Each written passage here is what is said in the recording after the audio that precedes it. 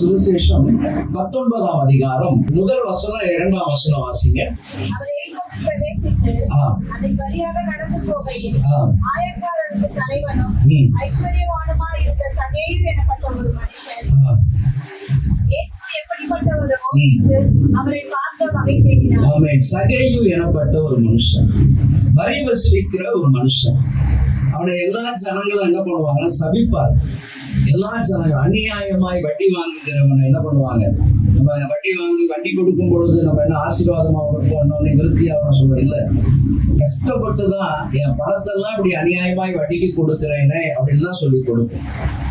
அப்போ அதே போலதான் அந்த சகையும் வாயிலிருந்து வருகிறது தான் வரி. அவன் என்ன நினைக்கிறானோ அதுதான் வரி. அப்ப அந்த வரியை அநியாயமாய் வாங்கின ஒரு மனுஷன். அப்போ எரிகோ அந்த பக்கமா இயேசு போகும் பொழுது இந்த சகையுக்கு ஒரு ஆசை. இயேசு எப்படிப்பட்ட அவன் தான், இயேசுவை பார்க்கணும் அப்படின்னா போதும், அது ரட்சிப்பு அதெல்லாம் விரும்பப்படவே இல்லை. இயேசுவை குறித்து கேள்விப்பட்டார், அவரை பார்க்கறதுக்காக தான் வகை தேடினார். ஒரு சின்ன காரியங்கள், எப்படிப்பட்ட ஒரு காரியம் பாருங்க. வகை தேடினார், குள்ளனா இருந்தபடியினால் அங்க இருக்கிற எல்லா ஜனங்களும் பரியாசம் பண்ணினதை பார்த்தாலும் என்ன பண்ணல, தன் இடத்து விடல.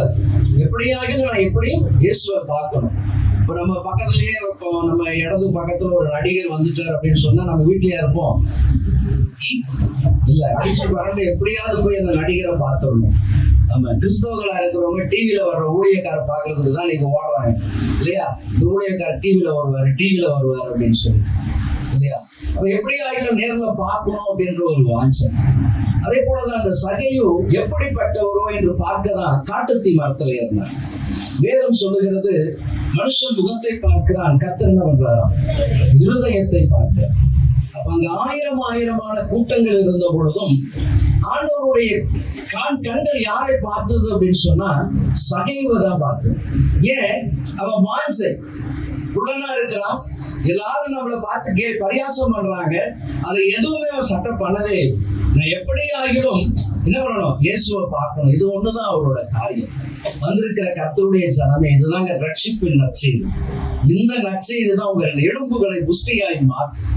நீங்களும் வந்திருக்கிறீங்க ஐயா, ஒவ்வொரு வாரமும் ஞாயிற்றுக்கிழமை நாங்க வரோம் ஐயா, கர்த்தரை ஆராதிக்கிறோம், பாடுறோம், நல்லா துதிக்கிறோம், நல்லா செபிக்கிறோம், நல்ல வேதம் வாசிக்கிறோம். ஆனா மாற்றம் இல்லையே. ஏன் மாற்றம் இல்லை? ஏன் மாறு? என் குடும்பம் மாறல.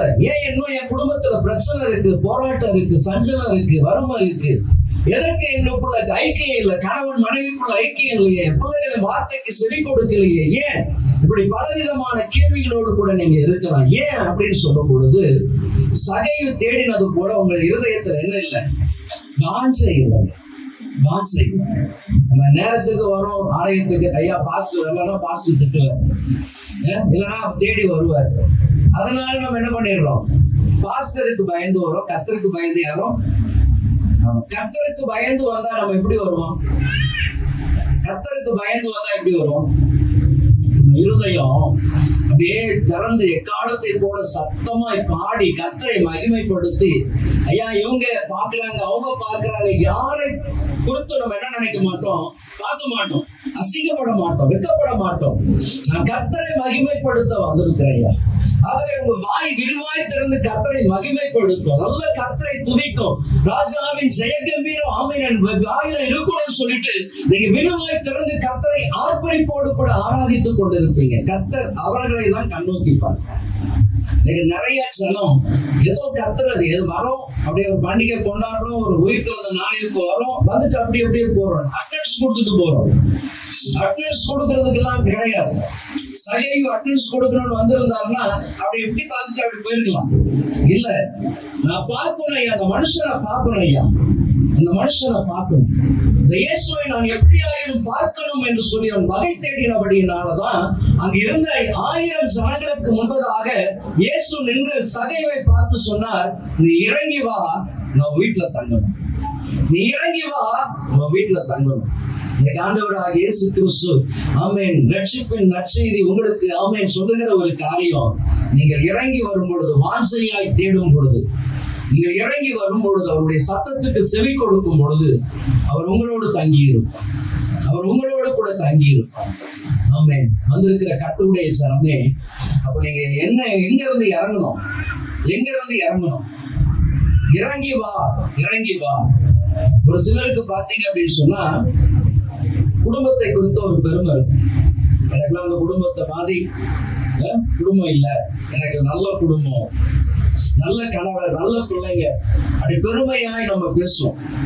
ஐயா, நாங்க போகிற சபை அப்படிப்பட்ட சபையா, சபையை குறித்த பெருமை இருக்கும். இன்னும் ஒரு சிலர் வேற ஸ்தலத்துல நாதம், நான் வச்சதுதான் சட்டம், என்னை பார்த்து எங்க ஓனரே பயப்படுவார் இல்லையா? கூட வேலை செய்யறவங்க எல்லாம் அவ்வளவுதான், தன்னை குறித்து இல்லையா பேசுவோம். அப்போ வேத புஸ்தகத்தில் ஒரு 3 காரியம் இருக்கு. அப்போ அந்த பெருமையான ஜீவியம் இருக்கு பாத்தீங்களா, நான் என்ற அகந்தை இருக்கு பாத்தீங்களா, நமக்குள்ள ஒரு திமிர் இருக்கும் பாத்தீங்களா, இதெல்லாம் இருந்து இறங்கணும். ஒரு சிலருக்கு படிப்பு, நான் படிச்சிருக்கிற படிப்பு என்ன தெரியுமா, பெத்த அப்பா அம்மாவையே என்ன சொல்லுவாங்க, உங்களுக்கு ஒண்ணும் தெரியாது, உங்களுக்கு ஒண்ணும் தெரியாது, படிச்சு உன்னை படிக்க வச்சு உன்னை ஆளாக்கக்கூடிய பெற்றோரை பார்த்து நம்ம என்ன சொல்றோம், உங்களுக்கு ஒண்ணுமே தெரியாது, ஒண்ணுமே தெரியாது. ஏன்? நான் படிச்சிருக்கிறேன். இந்த படிப்பு கொடுக்கக்கூடிய ஒரு கர்வம் இருக்கு பாத்தீங்களா, ஒரு பெருமை இருக்கு பாத்தீங்களா, இதுல இருந்தெல்லாம் என்ன பண்ணணும்? இறங்கணும், இறங்கணும். இதெல்லாம் ஒண்ணுமே கிடையாது. என் ஆஸ்தி ஒன்றும் கிடையாது, என் பணம் பொருள் ஒண்ணும் கிடையாது, என் கல்வி ஒண்ணும் கிடையாது, என் திறமை ஒண்ணும் கிடையாது. இதெல்லாம் எங்க இருக்கணும்? கீழே இறங்கணும். எல்லாமே எங்க இருக்குது? மண்டையில இருக்குது. என்ன பண்ணல? நம்ம ஆசீர்வதிக்கல, நம்ம சபத்துக்கு பதில் கொடுக்கல, அப்படியே வந்து வந்து போய்கிட்டே இருக்கிறோம். வந்து வந்து போவதற்காக கர்த்தருடைய ஆலயம் இல்லை. இந்த ஆலயம் கர்த்தருடைய ஆலயம் எதற்காக கர்த்தர் நமக்கு கொடுத்திருக்கிறார் அப்படின்னு சொன்னா, விடுதலை பெறும்படியாக, உங்கள் கட்டுகள் உடைக்கப்படும்படியாக, நீங்கள் ஆசீர்வாதமாய் ஆண்டவராக இயேசு கிறிஸ்து மணவாளனாய் வரும் பொழுது மணவாட்டியாய் எதிர்கொண்டு போகும்படியாக, அவர் தன்னுடைய சொந்த ரத்தத்தினால் சம்பாதித்த இந்த சபை எப்படிப்பட்டது, அவரை ஆமென் அவருக்கு ஏற்ற பிரியமான மணவாட்டியாய் மாற்றக்கூடிய இடம் தான் இது. இந்த இடத்துல ஆமென் கர்த்தர் ஒவ்வொரு நாளும் என்ன பண்ணணும்? உங்களை புதுப்பித்துக் கொண்டே இருக்கணும், புதுப்பித்துக் கொண்டே இருக்கணும். ஒவ்வொரு நாளும் வீட்டை என்ன பண்றோம்? நம்ம வீடு எப்படி ஒரு 10 மாசத்துக்கு ஒரு வாட்டி பருப்போமா? பால் பாத்திரம், உங்க இருதயத்தை எத்தனை நாள் நீங்க சுத்தப்படுத்துறீங்க? உங்க இருதயம் கொஞ்சம் யோசனை பண்ணி பாருங்க.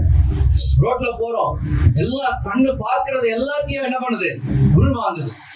அந்த கடையில அந்த புடவை பார்த்தோமே, அந்த இடத்துல அந்த வார்த்தையை கேட்டோமே, இதை பார்த்தோமே, அதை பார்த்தோமே அப்படின்னு சொல்லி எல்லாமே தனியா இருக்கும் பொழுது என்ன வரும்? ஆமா, மாடு அசை போடுற மாதிரி இந்த உள்ளுக்குள்ள இருக்கக்கூடிய காரியங்கள் நீங்க தனிமையா இருக்கும் பொழுதுதான் அசை போடும். யார் யாரை பார்த்தோம், என்னென்ன காரியம் நீங்க பாவம் செய்யல, ஆனா உங்க இருதயத்திற்குள்ளாக இந்த நினைவுகள் கொண்டு வந்துகிட்டே இருக்கும் பாத்தீங்களா. இப்ப கர்த்தருடைய ஆலயத்திலேயே நம்ம வந்து உட்கார்ந்து இருக்கிறோம் இல்லையா? அப்ப எல்லாருமே உட்கார்ந்து இருக்கோம், எல்லாருடைய கண்ணுடைய தூக்கத்தினுடைய சொக்கிக்கிட்டு கிடக்குது. ஆமா, ஒரு பாட்டு பாடிட்டு அவ்வளவுதான், எல்லாம் அப்படியே படுத்துருவாங்க. நீங்க வரும்போதே ஒரு தலையணி எல்லாம் கொண்டு வந்துடும். ஆமா, தலையணி எல்லாம் கொண்டு வந்து அப்படியே சிறுத்து வரமாடி சாஞ்சிக்கிட்டு அப்படி நல்லா பார்த்துருக்கு. அப்போ என்ன காரியம் அப்படின்னு சொன்னா, கர்த்தரையே தன்னுடைய சொந்த ரத்தத்தை சிந்தி இந்த சபையை கர்த்தர் ஸ்தாபித்திருக்கிறார். நித்திய ஜீவனுக்கு நேராய் நடக்கும், நித்திய ஜீவனுக்கு. அது ஒண்ணுதான் ஆண்டவர் பிரியப்படுகிற ஒரு காரியம்.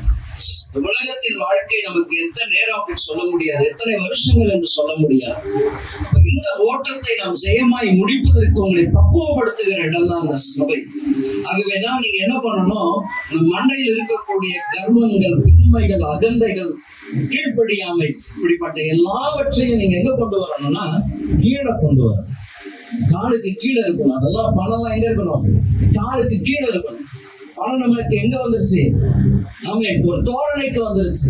நம்ம போடுகிற சட்டை, நம்ம போடுகிற ஸ்டைல, நம்ம ஓட்டுகிற காரியங்கள், இது எல்லாமே என்ன ஆயிடுச்சு அப்படின்னா நம்ம பண திமிரை காண்பிக்கக்கூடியதாய் காணப்படுது. எல்லாமே என்ன இருக்கும்? கீழே கொண்டு வரணும். இதெல்லாம் ஒண்ணும் கிடையாது, மாய. இதை வச்சு பொண்ணு கூட பண்ண முடியாது. இது என்ன பண்ண முடியாது? பரலோகத்துக்கு என்னை கொண்டு போகாது, என்னை பரலோகத்திற்கு கொண்டு போக முடியாது. ஏன் ஆண்டவராக இயேசு கிறிஸ்து உலகத்திற்கு வந்தார்? ஆதாம் ஒளியின் வஸ்திரத்தை இழந்து போனார்.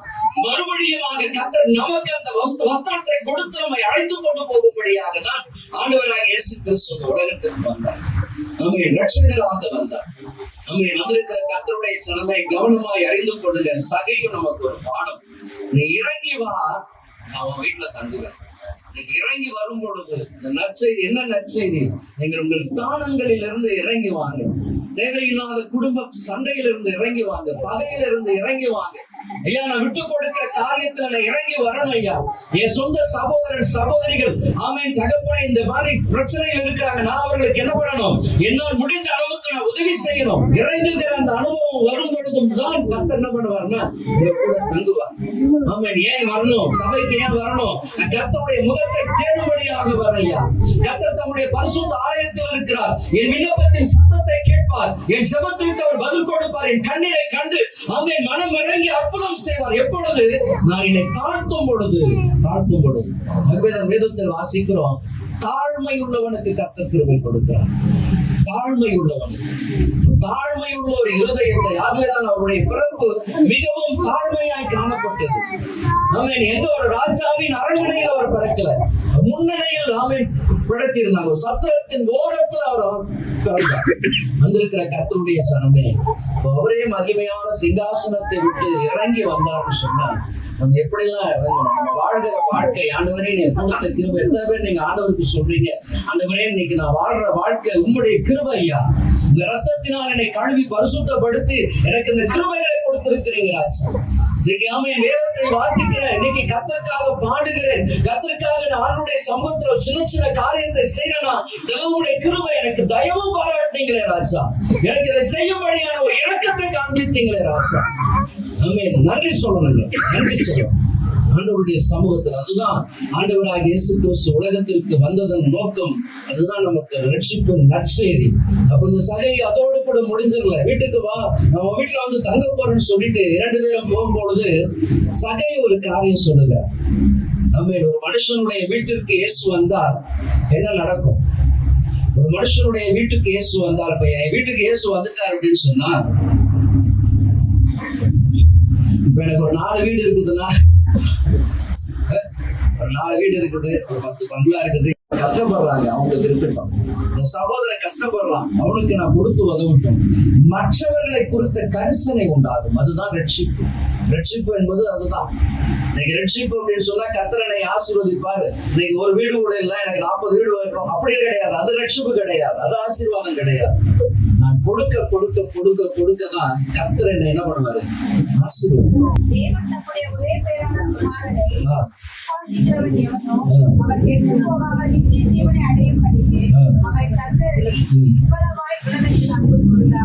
இவ்வளவாய் உலகத்தில் அவரை தந்தருளி இவ்வளவாய் உலகத்தில் அன்பு கூர்ந்தார். அதை 1 யோவான் 2:16 வாசிங்க. 3:14. அவர் தம்முடைய ஜீவனை நமக்காக கொடுத்ததினாலே அன்பு இன்னதென்று அறிந்திருக்கிறோம். நாமும் சகோதரருக்காக ஜீவனை கொடுக்க கடனாளிகளாய் எப்படி இருக்கிறோம்? 3:16 நம்முடைய சொந்த குமாரனாகிய கிறிஸ்துவை இந்த உலகத்திற்கு அவர் என்ன பண்ணாராம்? அனுப்பினார், நமக்காக கொடுத்தார். அதே 3:16 1 யோவான் 3:16 என்ன சொல்றது? கொடுத்ததினாலே அறிந்திருக்கிறோம். நல்ல வாசிங்க. சகோதரருக்காக கடனாளிகளா இருக்கிறோம். குடும்பமா கொஞ்சம் யோசனை பண்ணி பாருங்க. அப்போ ஒரு அம்மா கிறிஸ்தவங்களா என்னன்னு தெரியல, முகம் தெரியாத ஒரு நபர் உதவி செய்யறாங்க. நம்ம கிறிஸ்துவை அறிந்திருக்கிற நாம் ஏதாகிலும் காரியங்கள் நம்ம செய்யறோமா? அப்போ சுயநல கிறிஸ்தவர்களாக தான் நம்ம என்ன பண்றோம்? அதுதான். அப்போ இறங்கும் பொழுதுதான் சகையின் ஆண் சொல்றாரு, அவங்க வீட்டுல தங்க போறேன். அவர் இறங்கினார், தங்கினா, அவங்க வீட்டுக்கு அழைத்து கொண்டு போனார். அவர் போகும்போதே சொன்னார், இல்லையா நான் எல்லாத்தையும் கொடுத்துறேன், எனக்கு வச்சுக்கிட மாட்டேன், எல்லாத்தையும் நான் கொடுத்துறேன். யார் யார்கிட்ட எல்லாம் அநியாயமா வாங்கணும் அவன் எல்லாத்தையும் நாளத்தனையாய் கொடுத்துடுறேன்.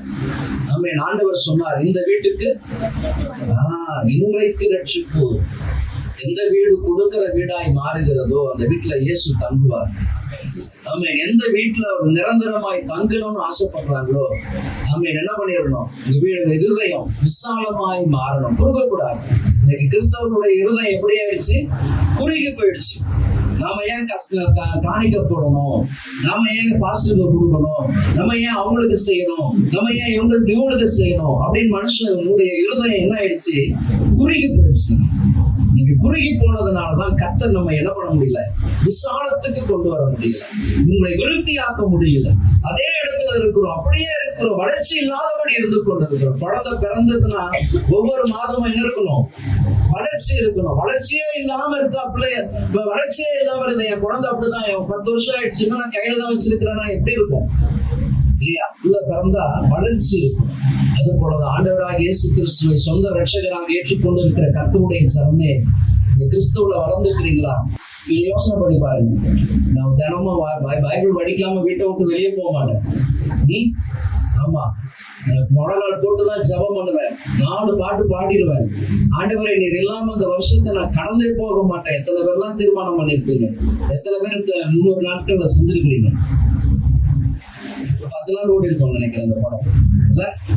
ஆமா, ஒரு சில இடத்துல அது ஒரு 5 நாள் தான் ஓடி இருக்கும்.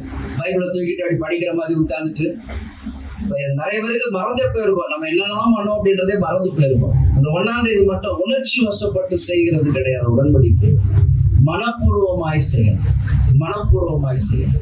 இதுதான் ரட்சிப்பு. இரண்டாவதாக இன்னொரு காரியத்தை நீங்க வாசிக்க, நம்ம ஒன்று, நீங்க ஆண்டவராக இயேசு கிறிஸ்து நீங்க இறங்கி வரும் பொழுது உங்க வீட்டுல தங்குவார், நீங்க கொடுக்கிறவர்களாய் மாறுவீங்க, உங்க வீடு ரட்சிக்கப்படும். இரண்டாவதாக வாசிக்கலாம், லூக்கா எழுதின சுவிசேஷம் 13ஆம் அதிகாரம் 11ஆம் வசனம் வாசிங்க. 18 வருஷமாய் பலவீனப்பட்ட ஆவியை கொண்ட ஒரு ஸ்திரீ அங்கே இருந்தாள். அவள் எவ்வளவும் நிகழக்கூடாத கூலியாய் இருந்தாள்.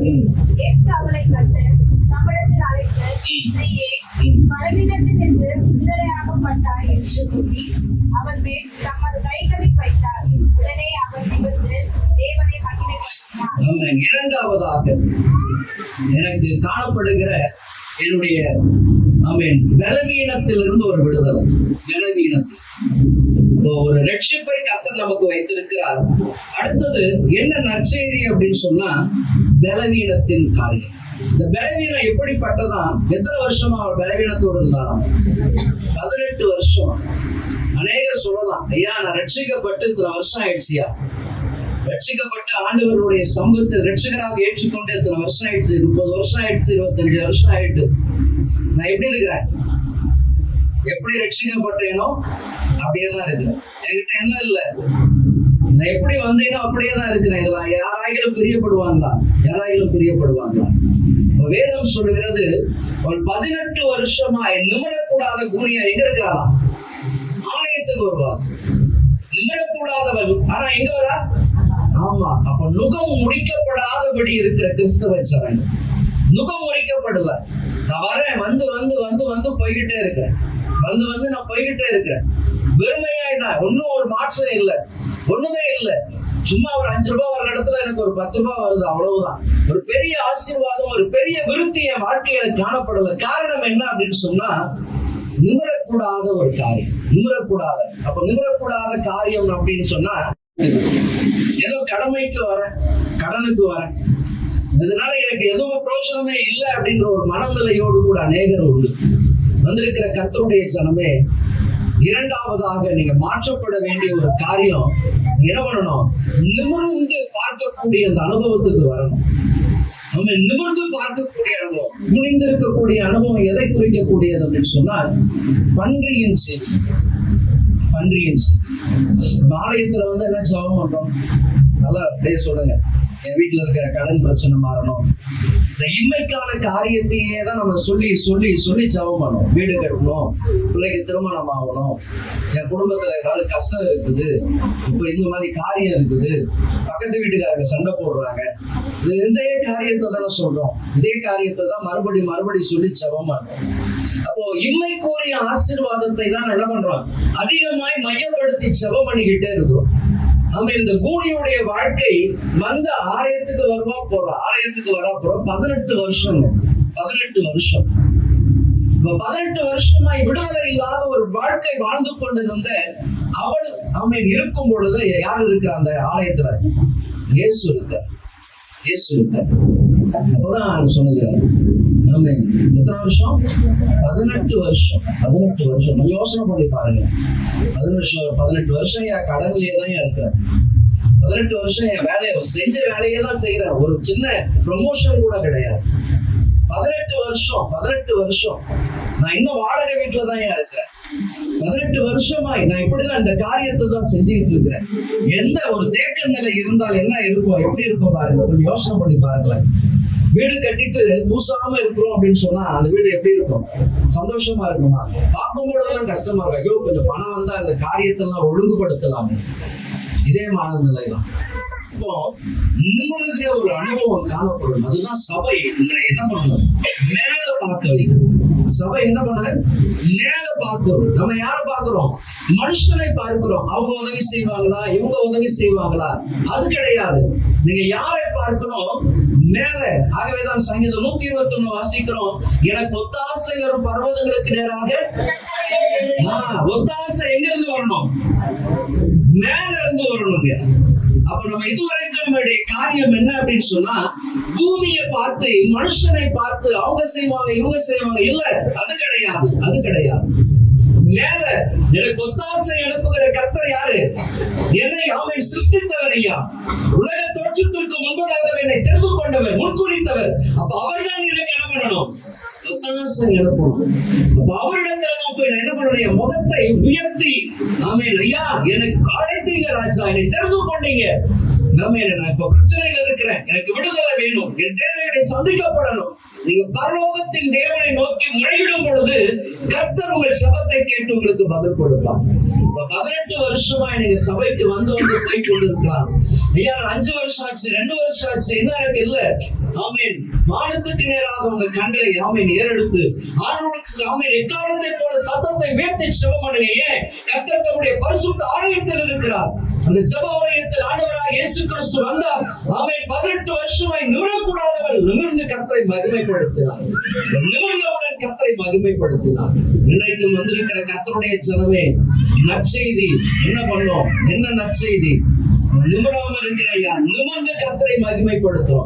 இனி மனுஷனுடைய தயவை அல்ல, இந்த மனுஷன் அந்த மனுஷன் அப்படின்னு அந்த மனுஷனை நாடி போக மாட்டேன், மனுஷனை பிரியப்படுத்த மாட்டேன். என் தேவவாதி தேவனை நான் பிரியப்படுத்துவேன். ஆமீன். என் முகம் அவருக்கும் ஆமீன் அவரோட கூட தான் இருக்கும். ஆமீன். அப்ப அந்த சங்கீதம் 121 குறித்து நம்ம வாசிக்கிறோமே, அந்த சங்கீதத்துல மேல ஒரு காரியம் சொல்லப்பட்டு இருக்கும். ஆரோகண சங்கீதம். ஆரோகண சங்கீதம். இந்த ஆரோகண சங்கீதம் எப்படி தெரியுமா? வருஷத்துக்கு ஒரு முறை இஸ்ரவேல் ஜனங்கள் எல்லாம் எங்க வருவாங்க? எருசலேமுக்கு வருவாங்க. எருசலேமுக்கு வந்து கர்த்தருடைய ஆலயத்தில் தொழுது கொள்ளும்படியாக வருவாங்க.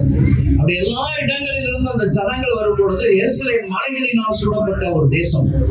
அப்ப அந்த மலையின் மீது ஏறும் பொழுது அந்த தேவ ஆலயத்தின் மேல் இருக்கக்கூடிய அந்த மேல இருக்கக்கூடிய அந்த கூம்புல முழுவதுமாக தங்கத்தினால் வேயப்பட்டது.